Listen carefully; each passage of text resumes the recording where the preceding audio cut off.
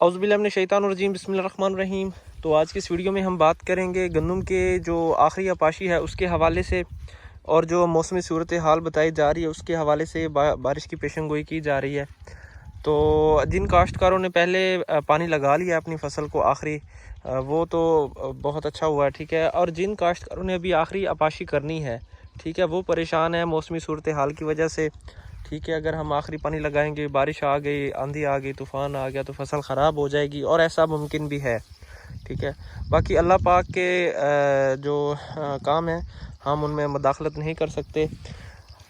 तो बात यह है कि अगर आपकी फ़सल में थोड़ा सा वत्तर मौजूद है, ठीक है, अगर आपकी फ़सल में वत्तर मौजूद है, ठीक है, और दाना जो है वो दूधी हालत में आ चुका है, तो आप पानी ना लगाएं, ठीक है, क्योंकि आगे बारिश बताई जा रही है। अगर बारिश आ गई तो आपका गुजारा हो जाएगा, काम चल जाएगा, ठीक है।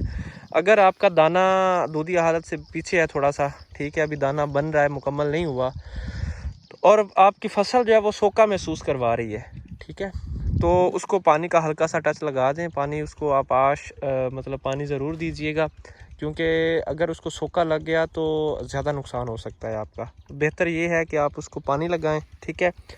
तो जल्द से जल्द पानी लगाएं, पानी लगा के उसको, मैं आज ये मेरी फ़सल जो है वो सोका महसूस करवा रही थी। अभी ये पक्के वाट का रकबा है, तो इसको मैंने सिर्फ अभी 2 पानी लगाए हैं। फसल बिल्कुल अभी देखता हूँ मैं दाना इसका सिट्टे में कैसा बना है।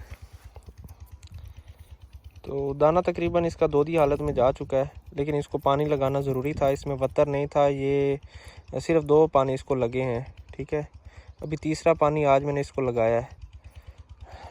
ये है दाने की हालत। तो इस हालत में दाना है, तो मैं इसको जो है पानी लगा रहा हूँ। आखिरी पानी है मेरा, तीसरा पानी है, यानी कि इस हालत में है।